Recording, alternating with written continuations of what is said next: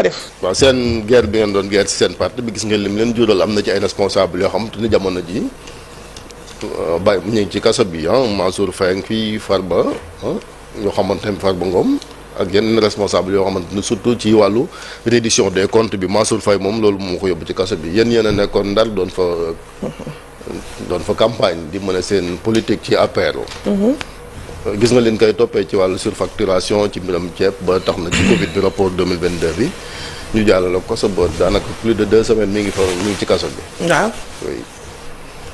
maa nekk nii si ginnaaw seen nga ma maa nekk noonu ci ginnaaw Mansour Faye foo gersoo di nga ma seen sa ginnaaw su may wér yow yaa tax ma jóg sama lal hôpital ñëw toog fii jàkkaarloog Chérif balaa may sore foofu damay masawu Abdou Nguer mii sénégalais boo xamante ni jàpp nañ ko pour diffusion de fausses nouvelles te loolu génnee nañ ko te gis nañu koo xamante ni jàpp nañ ko ñu ni woon daf la indi kayit boo xamante ni yow xam nga tribunal nan lay doxee am na ñoo xam ne des médecins agréés yoo xamante ni dañ leen war a tànn ñooñu mën a wax kii dof na wala doful ñu jékki-jékki ñu ni dof nañu jékki-jékki ñu ni doful mu ànd ak keneen taxaw di tappi ay ndey dagg saaga ndey la première institution de ce pays te dara fekk ko si mooy Diomaye Diakhar Faye balaa muy saaga président Macky Sall ak kullu ko ànd ak moom mi ngi ni di dox soxlaam ci biir maire waaw may ma tuuti jugé nañ ko tey ba waaw moom laa wax moom waaw kon la ko génnee du moom kese sax moom ak keneen ki ñoo gën xam nga ma xamuma seen tour parce que vraiment c'est des gens qui ne m'intéressent pas du tout Kayre oui voilà la leen génne mënoon na génne Abdou Nguer mais je demeure encore li ma sama waxu dem mooy sama waxu tey je fais confiance à la justice de mon pays aux hommes de droit et aux forces de défense et de sécurité et je pense que le droit sera dit mais masaw Ablaye Ndiaye di masaw Lat Diop Farba Ngom wax naa ko Ismaïla Madior wax naa ko te Ismaïla Madior ñooñu ñëpp ci yéen lan bokkoon waaw moo tax xel war a tey ndax Ismaïla Madior dangaa dégg responsable parce que bu mag taxaw fii ni comme que moo indi woon bracelet yi dina taxi bracelet yi xam nga nag lu ko waral dañu xamul un grand constitutionnaliste un grand juriste mbiram corruption un grand homme d'état dama ne mbiram corruption non koy toppee présomption voilà mooy mbiram corruption et dans une corruption quand bu ñuy wax corruption mooy ger ci wolof comme que da nga ni émission bi wolof la waaw buñ nee ger dafa am kii ger ak ki ñu ger ki ger mi ngi ci may ma tuuti ma ne ki ger mi ngi ci kaso waaw bi doo ma bàyyi ma wax dafa am dañ ni ki ger ak ki ñu ger waaw léegi yow dañ ni ki ñuy waaja ger loo xamante ni dañ ne nanguwu ko léegi ana ki doon gere ki doon gere mi ngi ci kaso bi loolu mi ngi ci moo kaso tax bi problème am na léegi Ismaïla Madior dama koy masaw ñëw nag ci Mansour Faye balaa may ñëw si Mansour sax gis nga seen groupe googu ñoom duñ la wax ni bañ leen jàppee kaso tëj leen sax dañ doon jot seen salaire dañ ko weddi ak liñ fi def ci dëkk bi ak liñ fi tëgg jël ay tata déglu rek parce que condamné wuñ leen bu la yóbboo kaso non je veux te dire parce que waaw ñoom ils condamnent les gens déjà la présomption d'innocence ne prévaut plus et ce qui est grave fu ñu nekk nii mooy nag la haute cour de justice nga xamante ni ay député ñoo ci nekk. mais ñoom créé wuñ ko loolu. waaw may ma créé wuñ ko waaye bu fekkee dafa am depuis des années et des années comme toutes les institutions yoo judiciaires nga gis ni ñaari yoon dañu mës a condamné nga xam y a problème. waaw et puis c'est même old fashion waaye balaa may sooy foofu damay présenter kii ba pare. mais avant loolu. da nga may ma présenter mon non yow itam nag mooy may parce que da ngaa des ci haute cour de justice def ngeen fukki at ak ñaar amoon opportunité pour daal di koy réformer defu leen. waaw ñii dañ ko fay fekk donc vous n'avez rien à leur reprocher. si xam nga lu tax. oui baaxuñu ñun mënuñu du moo tax ñu tegg ñu fi ñoom ñoo mën nañ def lu baax may ma présenter Mansour Faye maire de Saint-Louis tricentenaire. loolu waaw may ma. xam nañ ni maire Chérif ñu fal ko falaat ko mu fekk fa 2 milliards de budget jëlee ko foofu yóbbu. non loolu maire Saint-Louis dañ ci ñëwaat mais li ñu koy toppee ba tax mu dem ci kaso bi. danga may nag ma wax la nan laay tontoo question bi 2 milliards de budget la fa fekk yóbbu ko ba 4,2 milliards de budget Mansour Faye pavagé na lépp quartier Ndar yëpp man du ma géwulu kenn. mais kenn yóbbu ko ci kaso bi. di nga ma may gestion nag bëgg naa nga may ma. oui non je sais. mais vraiment non dinaa la may mais dama ni la. kenn yóbbu ko ci kaso bi ci wàllu gestion ca mairie bu Saint-Louis. dama lay wax lu tax ma toog fii ba pare li tax ma njëkk ñëw parce que administré am laa moo tax fa lay commencé lu tax ma nangu ma fier taxaw ni man je suis l'administré de Mansour Faye mu def pavage dama ni la 33 quartiers Ndar yëpp mu jël route hydrobase bi tabax ko defar ko route hydrobase xam nga nu meloon boo jógee Gendar pour dem ca géej ga 2000 lampadaires solaires Mansour Faye def digue Mansour Faye réhabiliter toutes les routes de l'île de Saint-Louis ba pare assainir leen Mansour Faye réhabiliter la grande mosquée de sëñ Babacar Sy sëñ Babacar Sy ceeb bi may ma tuuti et de la cathédrale de Saint-Louis Mansour Faye 6 écoles élémentaires mu tabax ko maison de l'île mu defar maison de la femme à Corniche mu defar maa ngi jeexal si ñaari yëf Mansour Faye mu tabax marché à Bangote dañ ñëwoon mënul nekk ndox mi ñëw sonal waa Guet Ndar ñu ne amuñu fu ñu leen def ñu génne leen foofu mu reloger leen. attekat bi toppee ko loolu jéegi attekat bi 1000 permis de conduire aux jeunes de Saint-Louis construction de 2 ponts. léegi nag ma dugg nag le pourquoi Mansour Faye en tant que ministre. non dama ne qu'est-ce qu'il a fait. non loolu dina am. Chérif non d'accord mais yow tam da nga ñu nangul. non Chérif da nga may nangul nag. non yow. ah non Chérif da nga may nangul. ma seet nan laay tontoo. ah di nga tontu. déedéet mayoo ma tontu. bii nag mayoo ma tontu man maay dugal question. non da nga ma dugal question lu tax ñu jàpp ka man ma lay wax nag kii mooy kan ba pare. waaw xam nañ ko. léegi jóge naa ci maire bi damay ñëw ci ministère bi. on perd du temps parce que non on perd pas du temps. voilà pourquoi est-ce qu'on est là. oui non on est là parce que non on n'est pas là pour ça non. on est là pour éclairer les Sénégalais. yow tu es là wax loolu neex mais on t'a pas invité pour ñu taxaw ci Mansour Faye. dama ni la waaw d'accord mais dama ni la. sa liste boobu mën nga ko lire à tout moment mais da ngay taxaw ñu poser. may ma àggale. parce que li ngay wax ni toppee wuñ ko loolu laa la bëgg. waaw moo tax may ma àggale mais moi je présente l'homme parce que xam nga lu tax dañoo toll jamono boo xamante ne yàq moo fi nekk tëlimal moo fi nekk gor yi gor yaa ngi gore nag Chérif ah Youssou Ndour day nekk milliardaire da koy dégg ku moom Sedima day nekk milliardaire da koy dégg ku moom Sénico day nekk milliardaire da koy dégg moom ba muy nekk moom mi am société mu nekk ruy xaleel booba nekkagul dara. mais est-ce que doo ko def. waaw may ma tuuti non ñu ngay tudd noonu. man dama je te parle de nos champions et je te parle du populisme je te parle de politique bi ñuy jàkkaarloo léegi. je te parle de la personne qui est là devant moi moo njëkk lancé appel à candidature pour avoir un DAGE il est le seul ministre à l'avoir fait il faut ñu xamal sénégalais yi dëgg bi ndax manipulation bi am moom marché dañ koy lancé à Saint-Louis man ñeme naa la wax turu fournisseur madame Sarr mu delloo ko parce que nee na moins 10 ans lay jël te madame Sarr ñëpp xam nañ liggéeyam ba pare mu nekk soxna kilifa ci biir Ndar moom Mansour Faye nga xam ne moo defar pont yeeg auto pont yi mu nekk le seul ministre parmi les 38 ministres à seul mu lancé marché bi mu DAGE moo ko war a def mais moom moo demandé loolu alors qu'on était dans une situation exceptionnelle. parce que goro président la aussi ah loolu avantage. léegi loolu mooy tax ñuy tëj Mansour. non waxuma loolu. non da nga fàtte. yaa ngi door wax dëgg bi. non dama ne. yaa ngi wax dëgg nag. dama ne. waaw da nga may bàyyi ma tontu. doo ma tànk yooyu parce que goro président la. da nga may bàyyi ma tontu la seule faute que Mansour a eu à commettre c'est mooy moo bokk ak Marème Faye ndey ak baay lii mooy bëgg rey Mansour. mais waaye kaay ma wax la nag moo defar il moo fi indi TER indi fi BRT Mansour moo restructuré le transport Mansour moo def VDN 3 moo def moo ko jiitu di TER bi depuis 2016 depuis 2016 finition de la TER et de la mise en du TER et de la mise en circulation moo ko def Chérif Mansour mii marché bi jàpp nañ DAGE bi mu cautionné 2 milliards virgule fii xam ma wax la il a cautionné déjà il n'y a pas eu d'enquête préalable il n'y a pas eu d'enquête préalable. déglu na leen ci. non waaw may ma il n'y a pas eu d'enquête préalable. non déglu na leen ci. dañoo def haute cour de justice wax li ñuy wax taf ci saas. non mais dama ne. génnee les 5 majeurs danga may nag ma àggale. DAGE bi déglu na DAGE bi versé na caution 2 milliards 700 millions moom laa doon. seet mais dama ne déglu na DAGE bi déglu na commerçant yi nga ne déglu amul enquête préalable. soo paree ma àggale booba du haute cour de justice bi. parce que haute cour de justice Mansour moom ci mën a dem parce que moom moo nekk ancien ministre. déglu ma moo tax da nga may déglu boo ma dégloo rek wax ji àgg parce que man da nga ma woo pour ma tontu man ma war a wax pour sénégalais yi mu am benn point bu ma fàtte woon virgule boobu dinaa ko wax xam naa du la neex gis nga bi muy ñëw ci ministère boobu ngay wax te ñu jàpp ko dafa fekk ay prestataires 183 prestataires yoo xam ne pendant 20 ans laa la wax 20 ans moo tax bu ñuy wax ni dàq nañ sénégalais yi parce que dañoo bokk APR moom mu régulariser leen Mansour Faye xam nga lan la def DAGE bii fay na caution 2 milliards 700 maintenant je pose la question je pose juste cette question comment on peut avoir 2 cautionnements pour une même affaire. non DAGE bi sax fay ko commerçant yoo ko fay. non c'est pas ça qui importe parce que le cautionnement est solidaire. Ce qui importe moi je pose la question l'État c'est une caisse mënuñu jël benn affaire ñu ni cautionnement bi 2 milliards 700. mais am na ay avocat. non may ma da nga ma posé kon ma bàyyi nga posé woo avocat wam yu ñëw. laaj nga avocat ci dossier bi xam nga yow doo ma laaj Mansour. mais avocat yi nekkoon ci saalu juge d'instruction ba donc xanaa ñoom posé wuñ fa de question yi.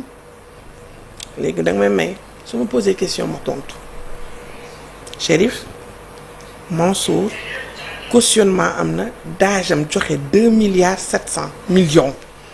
Je pose la question à savoir si même affaire est-ce qu'on est autorisé à avoir 2 cautionnements parce que si on dit que l'État a subi un préjudice boobu temps la xaalis boobu génn léegi comment on peut expliquer mu amaat leneen loolu mooy sama première chose. La deuxième chose je demeure convaincu que c'est une commande politique et la troisième chose mooy faute bi xam nga lan la. fay nag la sant commande politique pourquoi moi je ne parle même pas de l'État hein je parle des accusations venant directement des députés. Ce qui nous a amené là où on est. Mise en accusation bi. L'infraction de la corruption à la jeunesse gën a graaw lool ndax affaire de mœurs la ndax article 324 alinéa 2 moo koy préciser de même que les infractions de viol de pédophilie et de détournement de mineurs. kooku tey la ñi di mën a tàccu di ko yuuxu ak di ko wayal. moom gaa tàcc wuñ ko kenn wayulu ko parce que xam nga fii géwél yi moom duñu wayal kenn ku maa moom deful daay falul dara waaye nag Mansour nag nañ ko teg nag la parce que nag Chérif boo xoolee li xam ne acharnement la déjà fan la commencé comment est-ce qu'on peut bafouer son droit qui est constitutionnel d'aller et de venir sans aucune décision de justice amul benn décision bu interdire Mansour mu génn territoire bi mu dem ñaari yoon ñu di ko génnee naan que mesure venant de supérieur Chérif waxtaan wax dëgg sa gën ces droits ont été bafoués parce que booba ñëpp xam nañ ni Faye la sant ku ko jur Oumou Diallo. ku mu bokkal Marème Faye. waaw ñëpp xam ni parce que lii lañ doon xaar ci moom mais kay ma wax la ma ngi fay toog dignement ñu dugal ko ci néeg boo xamante ni 20 personnes. la may Mansour Faye mii nekkal te il s'est donné lu pourquoi. J'ai voulu parler des ponts, des autoponts, du désenclavement de la Casamance. Parce que ce monsieur-là, dafay taxaw di la ko waxal te du lire feuille du xool ordinateur parce que daf ko gëmoon di ko def parce que voilà un vrai patriote. dama ni kii il mérite des honneurs dans ce pays. Chérif, je ne peux pas comprendre lu tax kenn jëlul Mansour yóbbu ko Cap Manuel. Ne serait-ce que par courtoisie ou être juste un gentleman. Non Chérif nañu waxante dëgg. Non attends Mansour n'est pas n'importe qui. mais Rebeuss aussi ña fa nekk. mais n'importe qui waxuma ba tey il est son n'importe qui. Chérif lu tax il n'est pas n'importe qui moom bu la porter plainte diffamation ak man bu ma la porter plainte diffamation ak yow boo ma porter plainte diffamation pourquoi est-ce que ce n'est pas la même chose je te pose ça pour une première question may ma deuxième question xam nga mooy lan pourquoi est-ce que Mansour ne peut pas être jugé que par la haute cour de justice. mais du moom Chérif bàyyi ma àggale. du moom kese parce que y a Moustapha Diop mi ngi fa.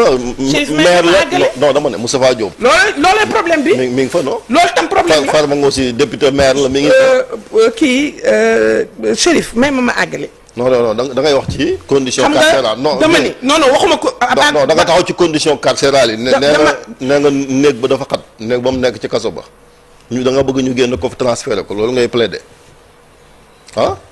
loolu lay plaider lu tax ma koy plaider dama ni la il n'est pas n'importe qui et pourquoi il n'est pas n'importe qui mënuñu ko bañ a. mais loolu boo koy wax détenu yi nga xamante ñu ngi seetaan. non nekk Rebeuss dañ naan jéegi mi. weg bu ñëw ah. bul déformer mes propos. Ce que je le parle pour tout le monde d'abord. Détenu oui. Situation détenu ça n'a rien à voir ak loo xamante ne lii laay wax ni ndax àgguma foofu situation détenu métti na lool bu ñu jël fa woon Abdou Nguer situation détenu métti na fa ba nit feebar na fa situation détenu métti na fa ba nit dee fa. waaw Moustapha Diakhaté génn na fa wax ko waaye dama ni droit trajectoire moo ko may dama ni kenn du ko juger dans un tribunal normal lu waral loolu mooy lan parce qu'il n'est pas n'importe qui. dama ni ñoom yërmande bu ñu leen ko mayul woon bu leen teg fi ñu toog dëgg bu jotee nañ ko wax Mansour ne mérite pas ça voilà ma conviction profonde Chérif. Ça c'est une chose. La deuxième chose mais ce qui est valable et pour Mansour est valable pour Sophie Gladima et entre autres c'est des hommes et des femmes qui se sont donnés pour ce pays Chérif nañ leen ko nangul. Chérif du n'importe qui la ñuy fal ministre pendant 10 ans ou 12 ans nga toog ngay dem di ñëw buñ la laajee dossier doo mel ni Jéegi Diop nga xam ne da ngay ñëw jàkkaarloog Chérif nga indi téeméeri dossier ak juróom-ñaar nga tekk parce que xam nga ni Chérif mii day jóge Cap Vert daanu Casamance. Mansour daf lay wax dossier am fii laa fekk tant de pont fii laa yóbbu tant de autopont lii laa def BRT bi entre autres dama ni la 100 bu dul dara Chérif may ma 183 personnes rek nga fekk leen ci service ñu nekk fa pendant 20 ans.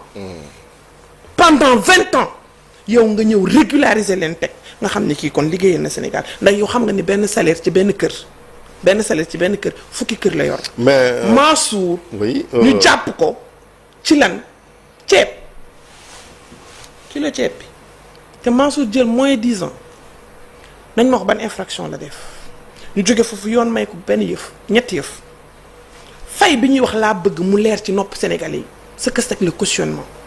droit dafa maye ñetti yëf buñ la accuser de détournement te lii du détournement ñoom sur la waa may ma àggale sur la base de la conclusion de la Cour des comptes tu as lu ça les 180 pages amul fenn fu ñu waxee ouverture d'information judiciaire amul ci daas bi lan ko wax amul non je l'ai dit dama ne Chérif quand on dit une mauvaise gestion non. Ça n'a rien à voir avec un détournement de deniers publics. Non, rapport Cour des comptes. Chérif non rapport. Chérif dañuy wax Sénégalais wax dama ne rapport Cour des comptes daf ne. Ministère de la justice nu ubbi information judiciaire ci Aliou Sow daasu ministère. déggoo ko mu yàq déggoo ko mu accusé en aucune manière Mansour. non loolu mais dama ne rapport. waa déglu yoon maa ngi woon ci li ko yoon may ko ñetti yëf le cautionnement avant sax le cautionnement mooy nga nangu. nga ni man jël naa damay fay ñun la fayal temps la nga fay dem sa yoon et ça dépend de l'intime conviction du juge aussi il y a le procureur qui est maître des poursuites qui peut demander le mandat de dépôt ou pas. ce qui a été fait ak 7 chefs d'inculpation.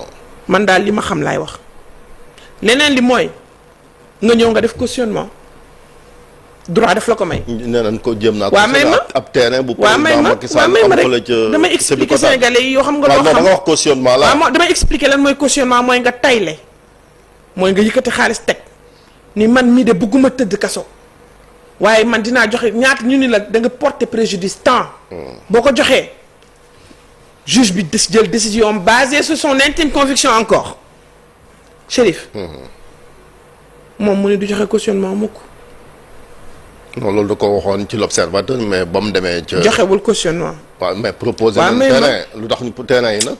mënoo ma poser question parce que doo may. non dama ne terrain yi nag terrain Macky Sall bi ne mu ngi Sébikotane waaw.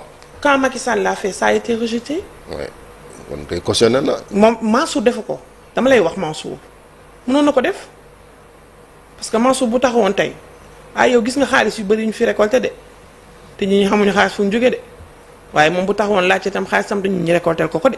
ndax nag jiw na ko Sénégalais jiw na ko waa Ndar waaye def ne du ko joxe man bokk naa si ñu ko woo ni ko Mansour bu def loolu te waroo ko wax.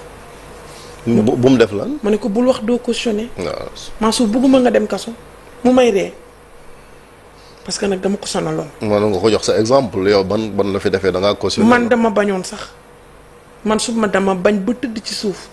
man da samay avocat ngi fii man 5 avocats ancien ministre laa amoon. yaa njëkk a cautionné ñu fàttali. waaw mais droit daf ma ko may. du da nga sàcc du da nga d'accord nga da nga sàcc parce que nag Chérif du question de am fit du rëy rëylu du ngandlu góor gu nekk nag kaso du sa place ñaanaluma ko kenn du ko ñaanal sa noonu dafa mel ni feebar kenn du ko ñaanal sa noonu mu mel na dee kenn du ko ñaanal sa noonu rawatina koo xamante ne il a travaillé pour ce pays. il a sué pour ce pays Mansour lu mu victime xam nga lan la dama ni ku ko nangul mooy sant Faye et dans les plus grandes démocraties de ce monde on voit des pères et des fils partager des administrations. Quel est le problème. d'accord léegi est-ce que président Macky Sall ci boobu moom exposé wu ko. exposé kan. Mansour mi ak ndomba tànk yi mu ko jox 12 dernières années yi quand même. président Macky Sall ndombay tànk bu mu jox Mansour rek Mansour dakaa matal. parce que xam na ni mën na ko exposé wu ko. mais quand tu donnes un ingénieur nga jox ko ministère des transports ba da nga koy exposé comment mais celui-là mais Mansour Faye bu muy dugg biir APR il est membre fondateur de l'APR xaarul ba mu sotti mu dugg am na ñoo xamante ni am na parti yoo xam ne dañoo xaar ba ñu sotti ñu dugg si te seen waajur moom ko wala bokk si ñu ñëw ñu jox leen ci ay nombay tànk. doon ko doon xeex ci jamonoy Ablaye Wade ak Karim Wade. ak Sindiély Wade Fesman Ba ak aussi ba xam nga. kaay ma laaj ma posé la question. waaw kañ nga gis ab Karim ci wetu Ablaye Wade yow. sa digganteeg yàlla. lu ci mën a doon. non dama lay famille la rek implication. non attention. waaw implication famille ci gestion état la lu mu mën a doon.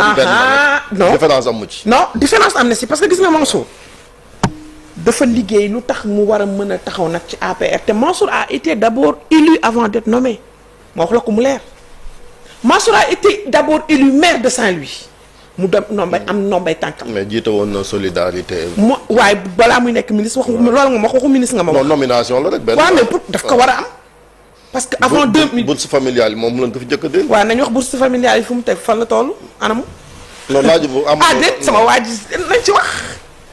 bourse familiale yooyu nga xamante ni moom moo doon tax loolu les coins et recoins du Sénégal ñi nga xamante ni dañoo nekk ci village yi ñi nga xamante ni dañoo taxaw bu seeni ay moroomu jéeg toogee di natt ñaar téeméer daawuñu ko am président Macky Sall di leen jox 100000 mujj bi mu yokk ko ñu di leen jox par trimestre 25000 mu def ko 35000 kooku nga xam dafa gëm équité territoriale kooku nga xamante ne dafa xam lan mooy l'individu qui est au cœur de l'action de ce que l'on appelle nous notre politique de libéralisme waaye kii conduire ka doxal ko nu mu ko war a doxalee jóge fa ñu def ko ministre balaa ñu koy def ministre Sénégal ñun waa Ndar ñun ñu jël suñu kàddu suñu baat jox ko ñu pare jëlaat suñu kàddu joxaat ko 2 fois dans l'histoire politique de Saint-Louis ñetti nit ñoo ko mës a am te on a 350 ans d'existence.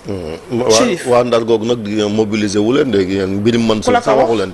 koo gis fële koo gis tribunal ku dul waa Ndar démb rek toute la délégation les conseils municipaux ñëw nañ ak les imams de Saint-Louis ñëw toog. pour visite ak moom pour une visite gisante ak moom.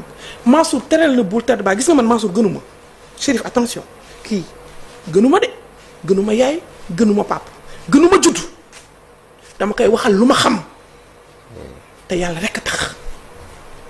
Chérif Mansour dafa liggéey Ndar. non je parle de soutien xam nga xam mooy. moo tax man la soutien responsable soutien ëpp na lii may def bi nga may woo seede ko bi ñuy jàpp Mansour. waaw non man bu ma la c'était sous perfusion. waaw d'accord xam nga dama ne la. non dama lay wax. waaw man bu ma la man su may supporter man su ma ñëwee fii tey di supporter Mansour je le fais en tant que Saint-Louisien. non dama ne man xam nga invité. waaw te déglu ma wax la ku nekk loo mën. waaw xam nga ku nekk loo mën am na ñoo xam waxee la ñu mën ñeneen ñi mën a ñaan tous les marabouts ñëw nañu.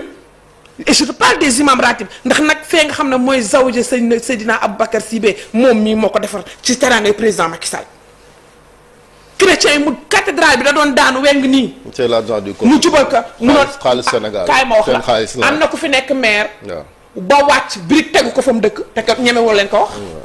wax leen ko kon bu ko defee dañ koy wax Chérif nañu wax baax yi nañu bàyyi di génnee ñaaw yi.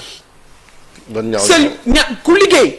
nañ la wax waaw góor dafa liggéey fa mu dëkk dana na fal pour ñu liggéey xoolal fi fal rek dañ la fal nañ fi ñu liggéey pour ñu liggéey defuñu fi. loo defit Sénégal defal na loolu ko ëpp. waaw am na ñu fi nekk. nos jeunes nourris bien payés. boo paree ma wax pour travailler oui. boo paree ma wax. vas-y.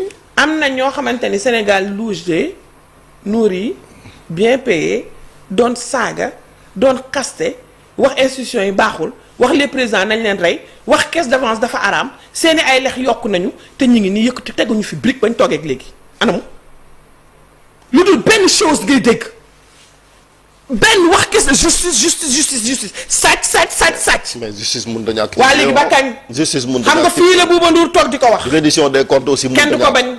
waaw. moi je suis une libérale. waaw. je suis pour la reddition bu des leen dénkee alali réew mi il faut ñu. boo ma posé question da ngay bàyyi ma àggale. je ne suis pas pour le règlement de compte nañ ko ñeme te wax ko li am règlement de compte pourquoi ñun rek ngay gis kañ nga mës a gis premier ministre buy dem Rebeuss di seeti koo xamante ne dañu def la dama ni xam lan la fu ñu toll ñun. yaa ngi seeti yow man kaso ba. man du ma premier ministre non mais dama ne sa jege ñaala la rek. si déposé naa damay xaar mu génn. damay seeti Mansour. waaw moom li ma def moo gën a metti dem seeti Mansour mooy ñëw jàkkaarloog yow mi nga xam ne doo may kenn fu mu waxee.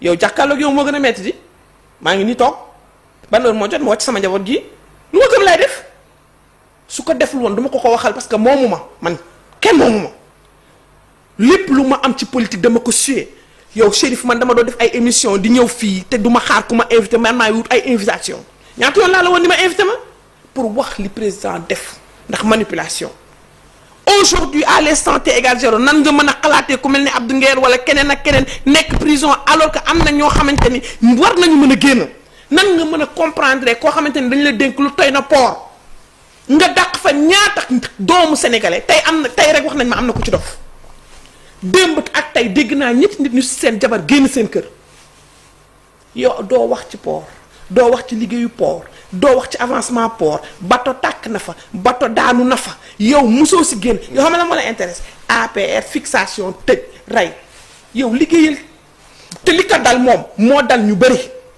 il faut qu'il travaille ce pays. Chérif, je suis une mère de famille. Je suis une ménagère. On est à la veille de la Tabaski.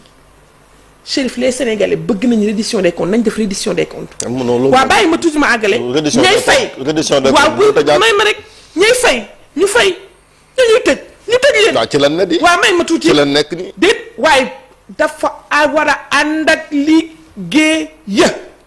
non yow yaa liggéey xëy na xam nga yow xëy na opposante nga yaa ngi xëy. li may wax dama la poser benn question. non man maay poser question. dama lay poser question. soo nanguwul li may wax dama lay poser question wax ma ban brique lañ fi teg bi ñëwee léegi. non dama ne. lu dul teg bala ngaa teg voyage mën naa compter plus de 54 voyages ban convention la ñu signé lu ñu indil ay milliards ñaata milliards lañu lépp fi mu nekk nii est-ce que nekku ci 6500 milliards en moins de 2 ans te ñoom ñoo waxoon bor bi ñoom ñoo waxoon appel à candidature la ñuy def si yenn postes yi.